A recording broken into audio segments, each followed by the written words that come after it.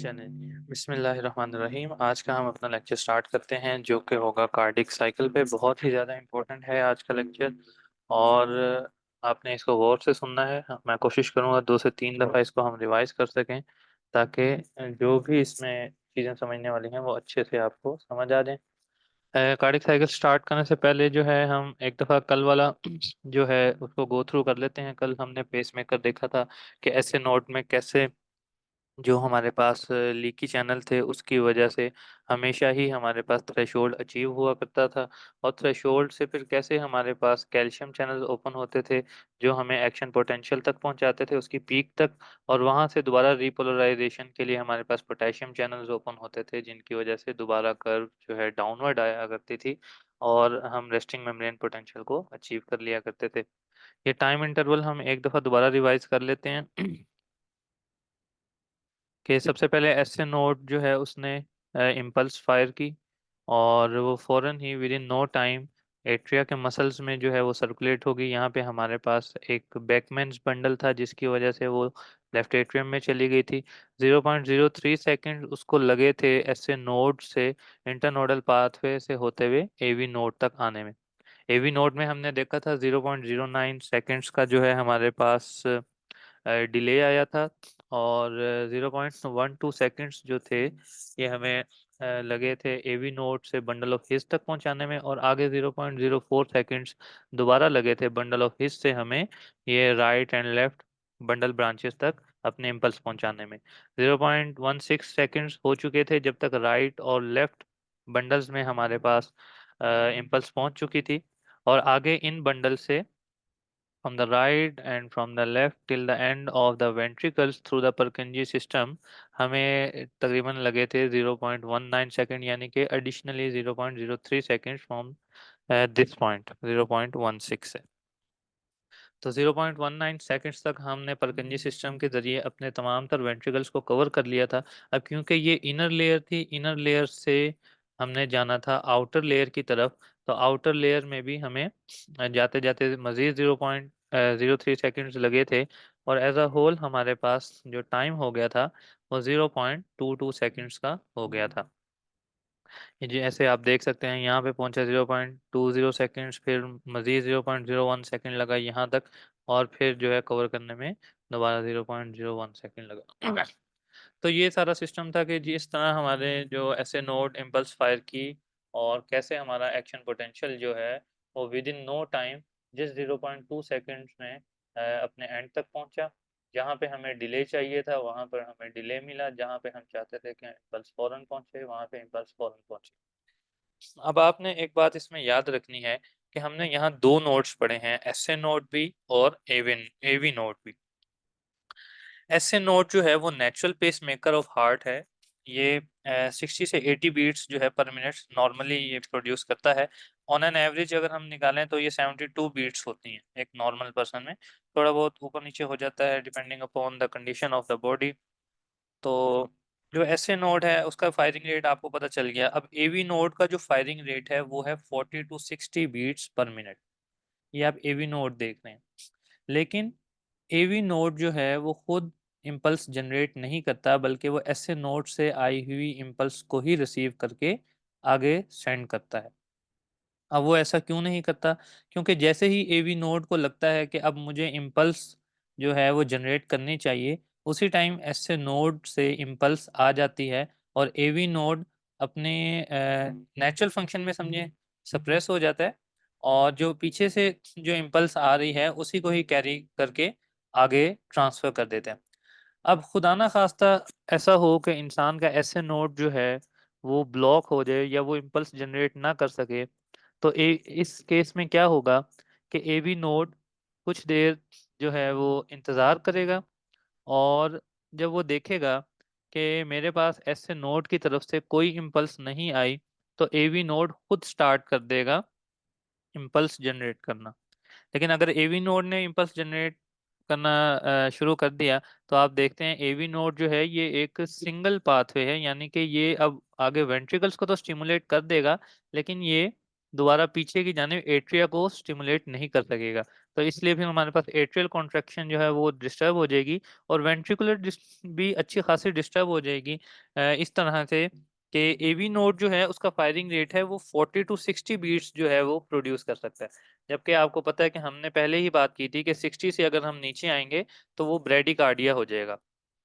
ठीक है कि इंसान को ब्रेडिकार्डिया तो हो जाएगा, लेकिन वो जिंदा तो बच जाएगा, एटलीस्ट वो सरवाइव तो कर जाएगा। तो ये अल्लाह ताला की तरफ से बहुत बड़ी नेमत है कि खुदा ना खास्ता ऐसे नोड अगर किसी वजह से ब्लॉक भी हो जाए तो भी एवी नोड जो है वो इंसान को सर्वाइवल में मदद दे सकता है। अब अगर खुदा ना खास्ता एवी नोड भी ब्लॉक हो जाए तो आगे ये जो हम हमारे पास परकंजी फाइबर्स वगैरह हैं, अल्लाह ताला ने इनमें भी ये सलाहियत रखी है कि ये भी सेल्फ स्टिमुलेटरी होते हैं। लेकिन फिर वही बात, क्योंकि इनके पास पीछे से एसए नोड से एवी नोड और एवी नोड से आगे खुद इंपल्स आ जाती है, इसलिए ये अपने आप को खुद स्टिमुलेट नहीं करते बल्कि पिछली इंपल्स को ही कैरी आउट करते हैं। और अगर खुदा ना खास्ता पीछे से इंपल्स ना आए तो इनका जो फायरिंग रेट है वो होता है 15 टू 40 बीट्स पर मिनट। यानी कि इस केस में भी अगर एवी नोड से भी खुदा ना खास्ता इम्पल्स ना आई तो भी जो है सर्वाइवल के कुछ ना कुछ चांसेस हैं, क्योंकि 15 टू 30 या 40 टाइम्स जो है आपका हार्ट, आपका जो लेफ्ट वेंट्रिकल है वो बीट करेगा। तो ये कुछ बातें थी जो कल के लेक्चर में ऐड होने वाली थी। इसके साथ सिंपैथेटिक और पैरासिम्पैथेटिक सिस्टम वो किस तरह इस पे इन्फ्लुएंस डालता है उसको हम इंशाल्लाह आने वाले लेक्चर में देखेंगे। और एक स्टोक्स एडम्स सिंड्रोम भी इस चैप्टर 10 में डिस्कस किया गया था। वो जब हम कार्डिक एरिथमियास को डिस्कस करेंगे इंशाल्लाह तब हम उसको डिस्कस करेंगे। तो कमिंग टुवर्ड्स आज के लेक्चर में जो हमने चीज़ें देखनी है वो है कार्डिक साइकिल। अब कार्डिक साइकिल क्या होता है कि वो इवेंट्स जो एक हार्ट बीट के शुरू होने से लेकर अगली हार्ट बीट के शुरू होने से पहले पहले तक होते हैं। यानी कि एक दफ़ा आपका एट्रिया सिस्टली में गया, फिर आपका वेंट्रिकुलर सिस्टली में गया, और आपके वेंट्रिकुलर जो है मसल्स फिर उनमें डायस्टोल आया ताकि वो खुद को अगले सिस्टोल के लिए तैयार कर सकें। तो ये सारा जो इवेंट होगा इसको हम कहते हैं cardiac cycle. Events that occur at the beginning of the heartbeat and last until the beginning of the next heartbeat. तो एक हार्ट बीट से लेकर अगले हार्ट बीट शुरू होने से दरमियान का जो साइकिल होता है इसको हम कहते हैं कार्डिक साइकिल। अब ये आज की डायग्राम है जिस पे हमारा सारा मेन फोकस होगा। आपने इसको देख के घबराना नहीं है, इंशाल्लाह इसकी हर हर कर्व को जो है हम आहिस्ता आहिस्ता जो है वो डिस्कस करेंगे। उससे पहले हम ये देख लेते हैं कि स्टोल और डायस्टोल होता है क्या चीज़ है। Cardiac cycle consist of a period of relaxation called diastole during which the heart fills with the blood. Diastole वो पीरियड है कि अभी जो चैम्बर है वो कॉन्ट्रैक्शन फेज में नहीं बल्कि रिलैक्सेशन फेज में है। और जब भी चैम्बर अपने रिलैक्सेशन फेज में होता है तो उसमें ब्लड जो है फिल हो रहा होता है, क्योंकि जाहिर बात है कॉन्ट्रैक्शन में तो उसने पंप करना होता है ब्लड को। तो उसमें फिलिंग कब होगी, वो फिलिंग होती है डायस्टोल में। और डायस्टोल के बाद हमारे पास जो आता है पीरियड वो सिस्टोल का होता है। अब सिस्टोल में क्या हो रहा होता है, जो डायस्टोल में आपके पास ब्लड अक्यूमुलेट हो गया है उस स्पेसिफिक चेंबर में, लेट्स फॉर लेफ्ट वेंट्रिकल में डायस्टोल के दौरान ब्लड अक्यूमुलेट हो गया है, तो अब सिस्टोल में क्या होगा, लेफ्ट वेंट्रिकल कॉन्ट्रैक्ट करेगा और जो भी आपका ब्लड जमा हुआ था उसका एक स्पेसिफिक पोर्शन, ये जितना भी हमने अभी देखेंगे नॉर्मल फिजियोलॉजी में, वो पंप कर देगा। अच्छा जी, तो टोटल ड्यूरेशन हम देख लेते हैं कि जो आपका कार्डिक साइकिल का ड्यूरेशन है ये इनवर्स है आपके हार्ट रेट के। यानी कि अगर आपके heart rate let's suppose 72 beats per minute है तो आपके जो इवेंट है यानी कि एक हार्ट बीट जो होगी वो अप्रोक्सीमेटली 0.83 सेकंड की होगी। ये जनरल सी कुछ बातें थी। अब हम जो है अपने इस मेन कर्व की तरफ आते हैं, मेन इस ग्राफ की तरफ। इसमें कुछ कर्व्स हैं जिसका पहले मैं आपको बता दूं ये हर कर्व क्या चीज़ शो कर रही है। एक आपके पास आता है इलेक्ट्रिकल इवेंट्स जिसको हम इलेक्ट्रोकार्डियोग्राम या ईसीजी कहते हैं। एक है आपके पास फोनोकार्डियोग्राम कि हार्ट की साउंड किस वक्त प्रोड्यूस हो रही। और बाकी ये जो पोर्शन है आपके पास ये है मैकेनिकल इवेंट्स के। अब मैकेनिकल इवेंट्स में फर्दर हम ये देखते हैं कि ये जो आपको ब्लू में नजर आ रही है, ये है आपके पास वॉल्यूम की कर्व्स, और ये जो आपको रेड में नजर आ रही है, ये है आपके पास प्रेशर की, और ये जो डॉटेड लाइंस हैं ये भी प्रेशर ही की कर्व्स हैं। तो बारी बारी हम इन सारी कर्व्स को देखते हैं। ये बात आपने याद रखनी है कि ये जो ग्राफ है ये हमारे left side of the heart का है, यानी कि लेफ्ट एट्रियम और लेफ्ट वेंट्रिकल का। क्योंकि राइट एट्रियम और राइट वेंट्रिकल का जो प्रेशर होता है वो 6 से 8 गुना कम होता है हमारे लेफ्ट साइड के। तो हम मेनली फोकस करेंगे अपने लेफ्ट साइड को, क्योंकि आप जानते हैं लेफ्ट वेंट्रिकल जो है ये मोस्ट पावरफुल कॉन्ट्रैक्शन इसी में होती है, क्योंकि इसने against the resistance against the gravity aorta में ब्लड पंप करना है, और उसने फिर आगे जो है सारी हमारी बॉडी में। अच्छा, तो हम स्टार्ट लेते हैं अपने इस डायग्राम का फ्रॉम दिस रेड लाइन और इस इवेंट से। अच्छा, आपको मेरा मार्कर नजर आ रहा है?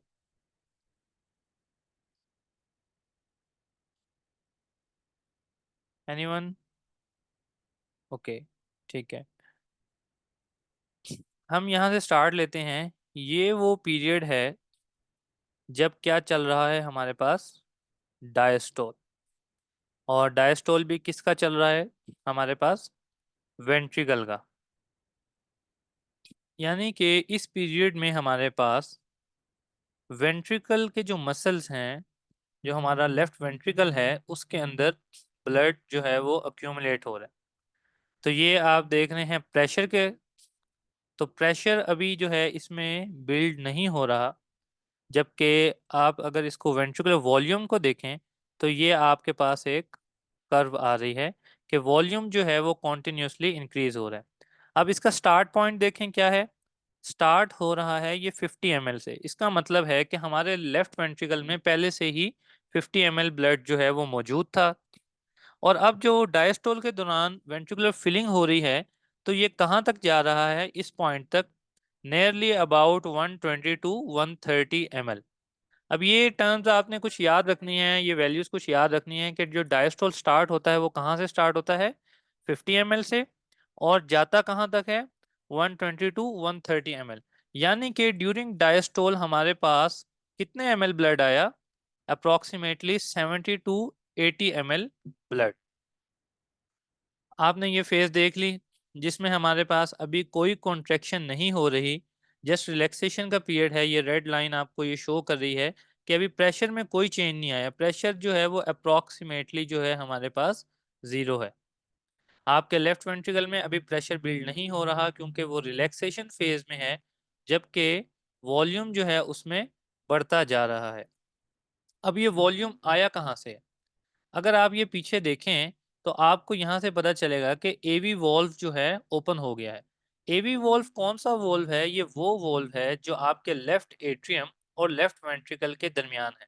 जैसे ही ये वॉल्व ओपन होता है तो एट्रियम से सारा का सारा ब्लड जो है वो वेंट्रिकल की तरफ रश करता है। अब देखें, ये जो हमारे पास डायस्टोल है हमने इसको 3 पोर्शंस में डिवाइड कर दिया। ये पहला 1/3, ये दूसरा 2/3, और ये तीसरा। जो हमारे पास पहला 1/3 है, इसमें आप देखें कितनी रैपिड हो रही है फिलिंग। इसको हम कहते हैं पीरियड ऑफ रैपिड फिलिंग। इसमें 50% जो है हमारे पास ब्लड वो वेंट्रिकल में आ जाता है। और अगला जो है हमारे पास, ये हमारे पास होता है पीरियड ऑफ नॉर्मल फिलिंग। इसमें तकरीबन 30% जो ब्लड आना होता है फ्रॉम द लेफ्ट एट्रियम वो वेंट्रिकल में आ जाता है। और यहाँ पे आप देखें कि ये कर्व अब थोड़ी सी ऊपर गई है फिर जा रही है। यानी कि अगर ये नॉर्मल ही रहती तो ये ऐसे ऐसे करके ऊपर जाती, लेकिन यहाँ पर एक रैपिड थोड़ा सा कर्व आया है। वो इस वजह से है कि जब आपके पास लास्ट 1/3 स्टार्ट होता है वेंट्रिकुलर डायस्टोल का, उसी वक्त आपका जो एट्रियम है, लेफ्ट एट्रियम, वो कॉन्ट्रैक्ट कर रहा है। अब जैसे ही लेफ्ट एट्रियम कॉन्ट्रैक्ट करता है, उसने लास्ट 20% जो है आपका ब्लड वो पंप करना होता है आपके लेफ्ट वेंट्रिकल में, जिसकी वजह से आपके पास थोड़ा सा इस कर्व में राइज आता है। और यही आप ए वेव देख सकते हैं। अगर आप इधर देखें कि ये एट्रियल प्रेशर की वेव है हमारे पास, ए वेव। ये जो आपको डॉटेड लाइन नजर आ रही है, ये हमारे लेफ्ट एट्रियम की प्रेशर की वेव है। और उसमें ये जो ए पॉइंट है ये हमें शो कर रहा है कि अब जो है लेफ्ट एट्रियम ये कॉन्ट्रैक्ट किया है। लेफ्ट एट्रियम के कॉन्ट्रैक्शन ही की वजह से लेफ्ट एट्रियम में थोड़ा सा प्रेशर इंक्रीज हुआ है। ठीक है, अब आपको मैं उम्मीद करता हूँ वेंट्रिकल का डायस्टोल जो है वो समझ आ गया होगा कि ये रिलैक्सेशन फेज था। इसमें पहले 1/3 जो था वो रैपिड फीलिंग का फेज था, 50% यहीं पे फिल हो गया, अगला जो 30% था वो यहाँ पे फिल हुआ, और नेक्स्ट जो 20% था वो हमारे पास इस तब फीलिंग हुई जब हमारे एट्रियम ने कॉन्ट्रैक्ट किया। तो यानी कि 80% ऑफ द वेंट्रिकल जो है वो under the influence of the gravity, जैसे ही आपका एवी वॉल्व ओपन होता है तो वो फिल हो जाता है।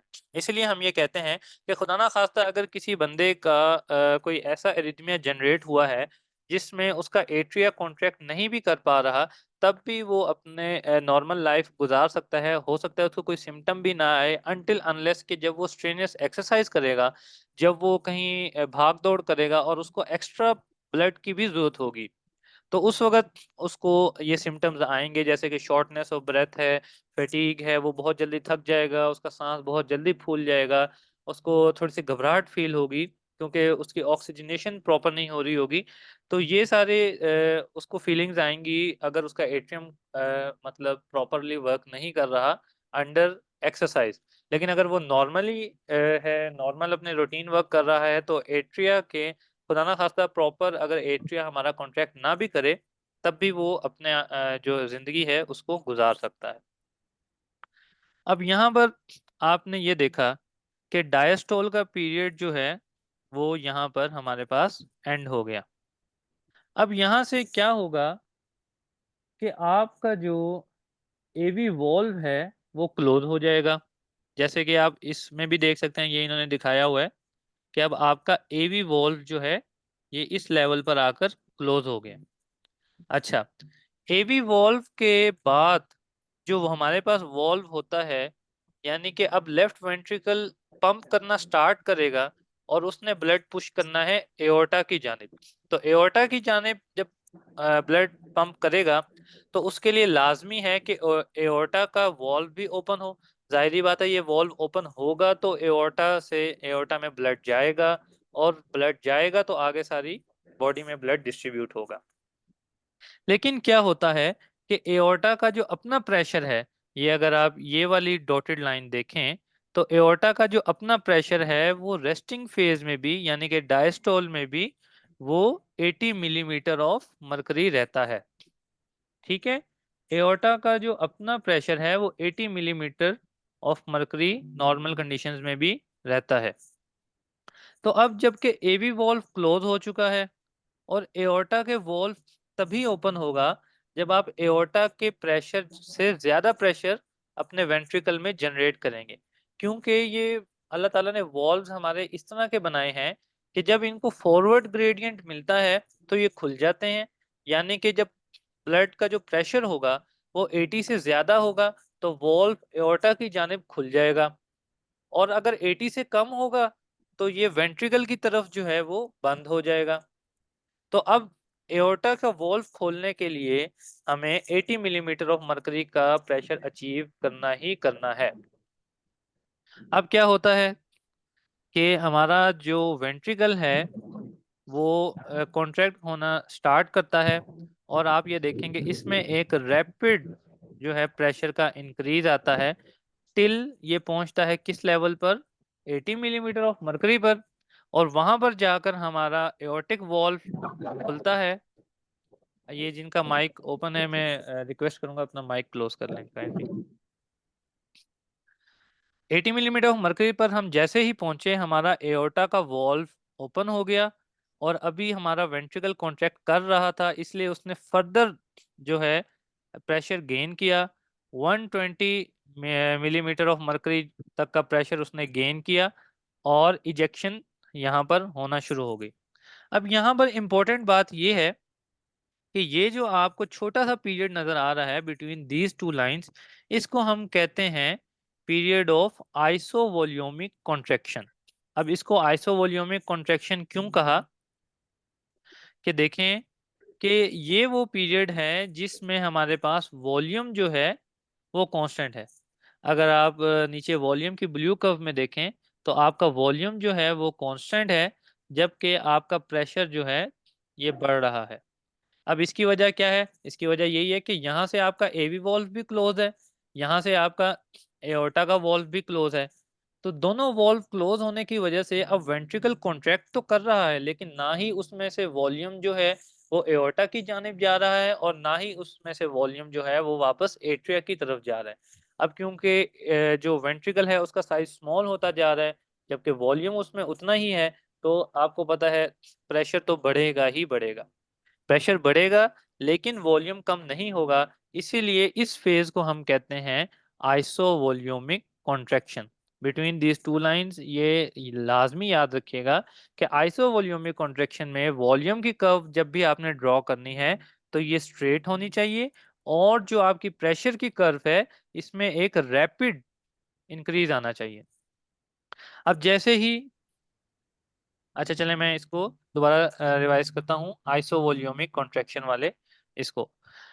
अच्छा, जैसे ही आपका डायस्टोल का पीरियड, वेंट्रिकुलर डायस्टोल का पीरियड जो है वो कंप्लीट हुआ, आपका एवी वॉल्व जो है क्लोज हो गया।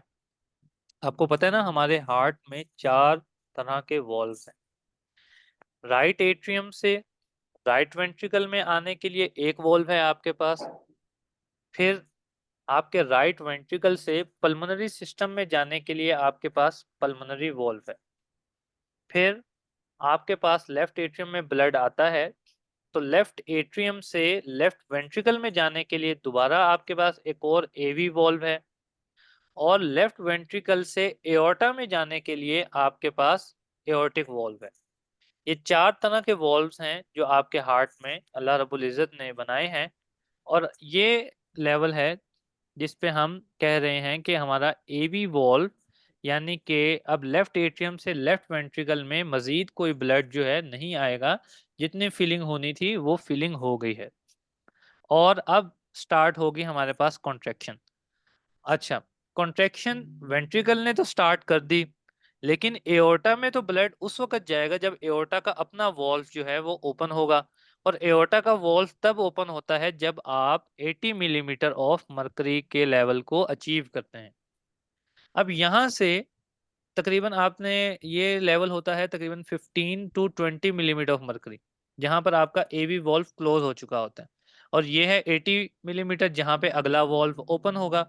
तो इसके दरमियान का ये जो फेज है, इसमें आपके पास ना तो एवी वॉल्व ओपन है, ना ही एओर्टिक वॉल्व ओपन है, क्योंकि आपके पास दोनों तरफ के वॉल्व्स बंद हैं, और आपका वेंट्रिकल इस पीरियड में कॉन्ट्रैक्ट भी कर रहा है।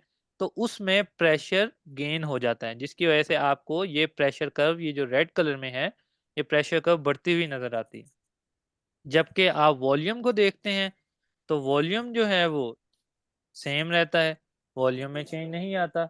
इसीलिए इस पीरियड को हम कहते हैं आइसो वॉल्यूमिक कॉन्ट्रैक्शन, यानी कि वॉल्यूम तो आपका सेम है, आइसो मीन सेम, कि वॉल्यूम तो आपका सेम है, जबकि आपका जो वेंट्रिकल है वो कॉन्ट्रैक्ट कर रहा है। उम्मीद है आपको अब जो है समझ आ गई होगी। जैसे ही आप 80 मरकरी के लेवल को अचीव करते हैं, आपका एओर्टिक वॉल्व जो है ओपन हो जाता है। आपका एओर्टिक वॉल्व ओपन हो गया, लेकिन वेंट्रिकल का अभी सिस्टोलिक पीरियड जो है वो कंटिन्यू है।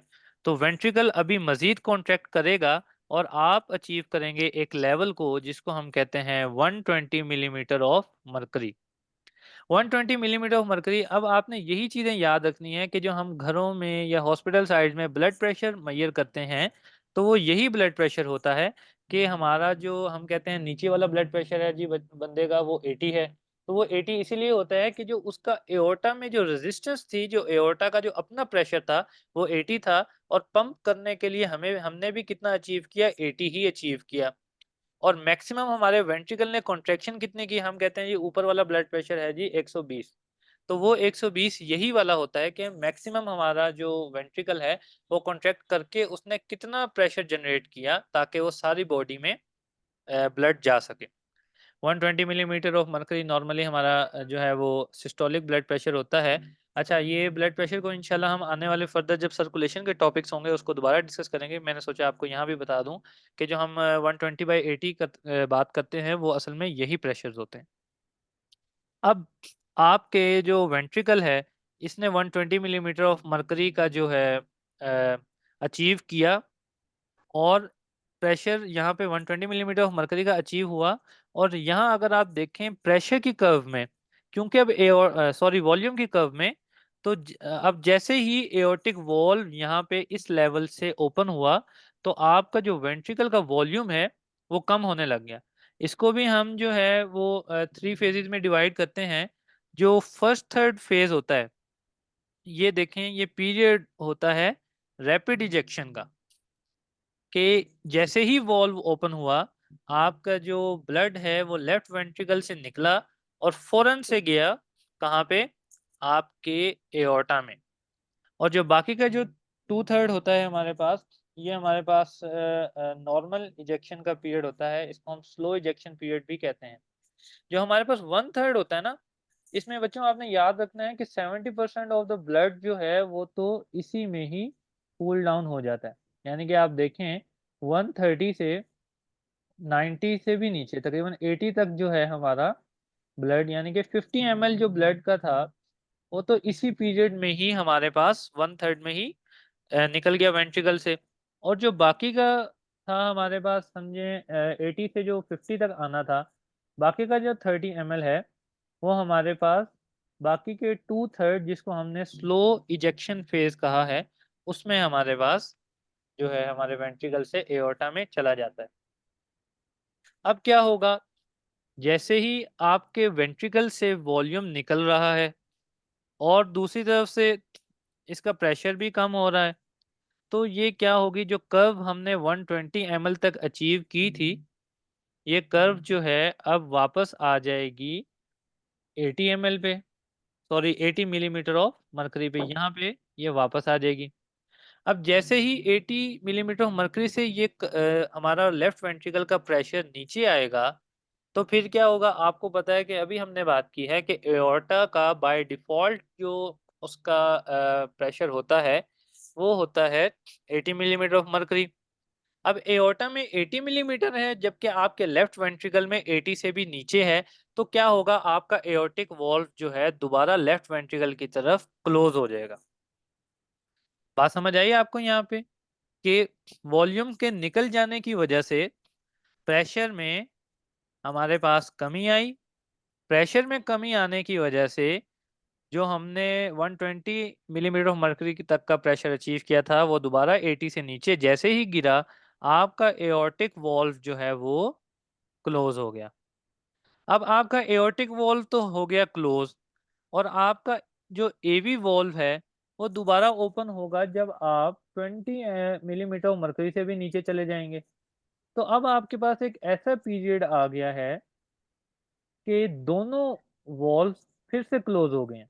एक यहाँ पे हमारे पास पीरियड आया था जहां दोनों वॉल्व क्लोज हो गए थे और लेफ्ट वेंट्रिकल ने कॉन्ट्रैक्शन स्टार्ट की थी।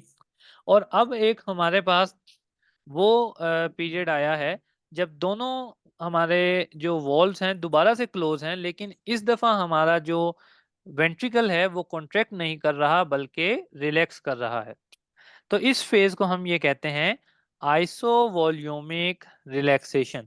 यानी कि जितना हमारा ब्लड निकलना था लेफ्ट वेंट्रिकल से टुवर्ड्स द एओर्टा वो सारा का सारा निकल चुका है, मजीद कोई ब्लड नहीं निकलेगा, इसलिए आइसोवॉल्यूमिक है। और रिलैक्स हो रहा है क्योंकि अब हमारा मसल, हमारा वेंट्रिकल, इसलिए हमारे प्रेशर में मजीद ड्रॉप आ रहा है, और हमने इसको इस वजह से कह दिया रिलैक्सेशन।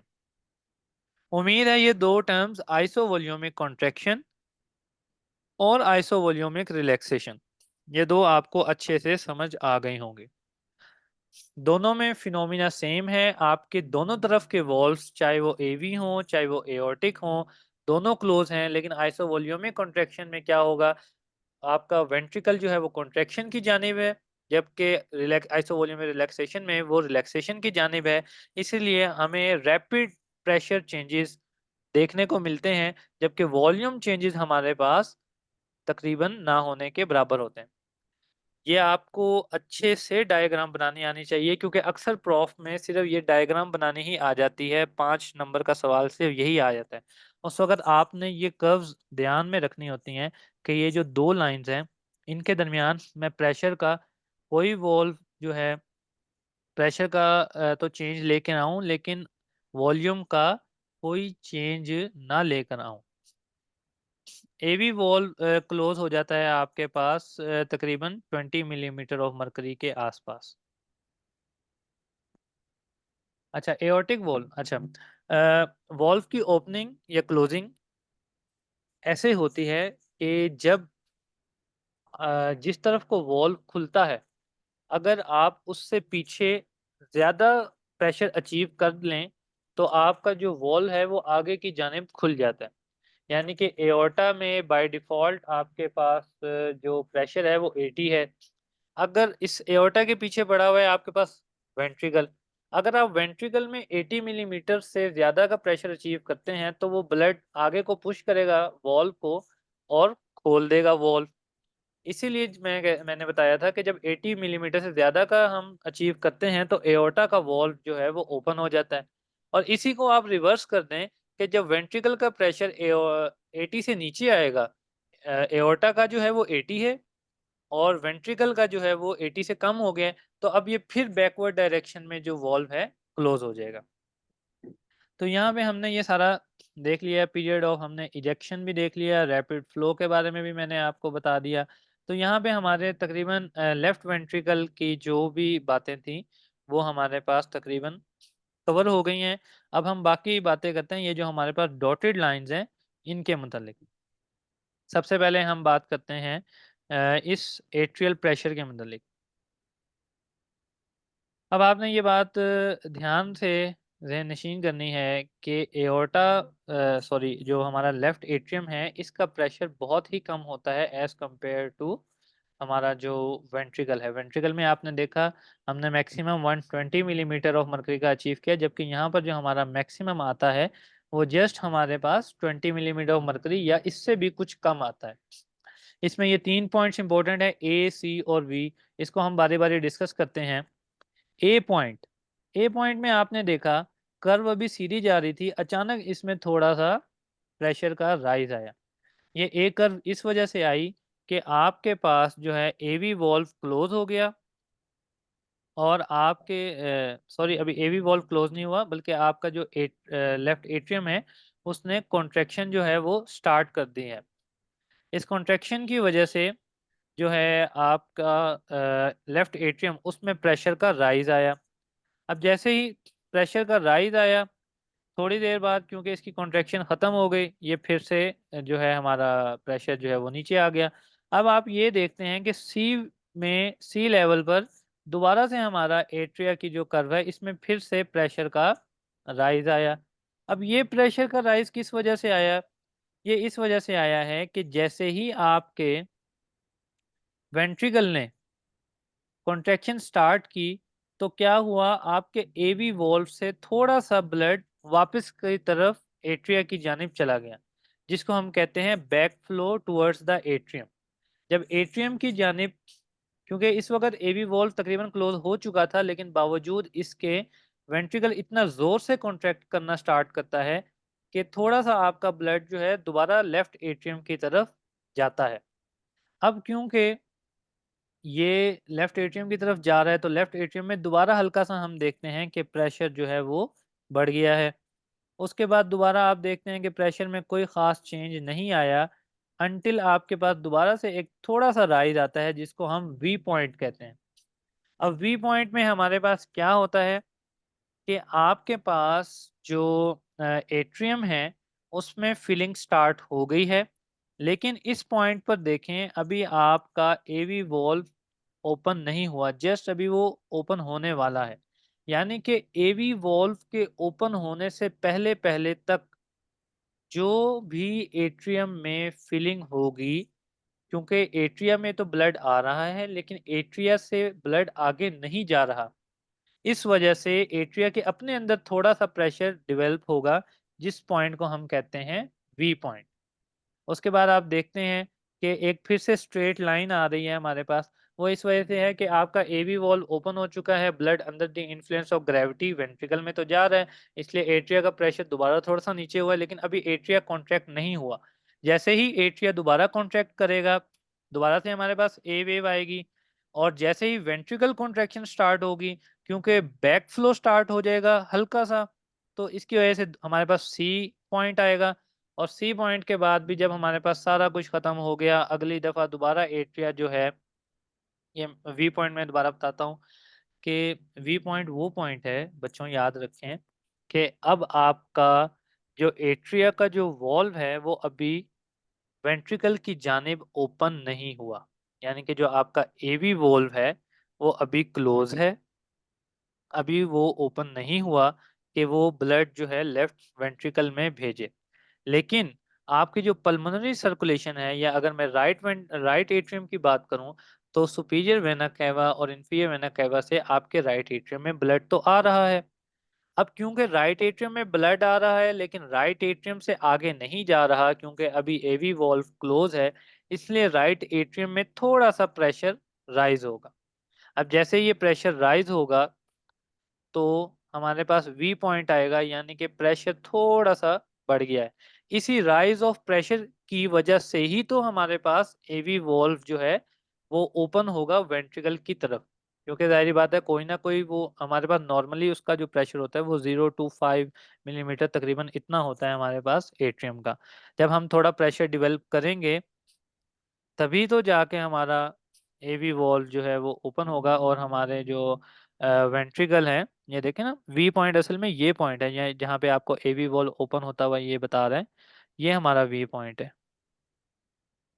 थोड़ा सा हमने प्रेशर डेवलप करेंगे, तो ही तो हमारे पास इतना प्रेशर आएगा कि हम एवी वॉल्व को धक्का दे के खोल सकें वेंट्रिकल की तरफ। तो जब तक वो धक्का देने जितना हमारे पास प्रेशर डेवलप नहीं होता, तो हम क्या करते हैं कि जो ब्लड है वो आ रहा है एट्रियम में, और थोड़ा सा हमारे पास प्रेशर का राइज आ रहा है, जिसमें ये वी पॉइंट हमारे पास आता है। तो हमने यहाँ पे देख ली एट्रिया की प्रेशर की, एट्रियल प्रेशर देख लिया, हमने देख लिया वेंट्रिकुलर प्रेशर, हमने देख लिया है वेंट्रिकुलर वॉल्यूम। अब हम देखते हैं एओर्टिक प्रेशर को। एओर्टिक प्रेशर की बात हमने की थी कि ये कहाँ पे ओपन होता है, 80 मिलीमीटर पे। Let me remove all these lines to make it more clear for you. अच्छा जी, एओर्टिक वॉल्व हमारे पास ओपन होगा 80 में। तो अब ये जो कर्व है आपके पास, ये एओर्टा की कर्व है। अब जैसे ही 80 पे ओपन हुआ, काइंडली माइक जो है ऑफ कर दें। अच्छा, हमारे पास जो है ना सेशन का टाइम एंड हो रहा है, तो मैं ऐसा करता हूँ दोबारा से आप सबको लिंक शेयर करता हूँ ग्रुप में, और आप एक नई मीटिंग ज्वाइन करें, हम एओर्टिक का जो प्रेशर कर्व है इसको दोबारा से देखते हैं। So there will be a gap of just 2 to 3 minutes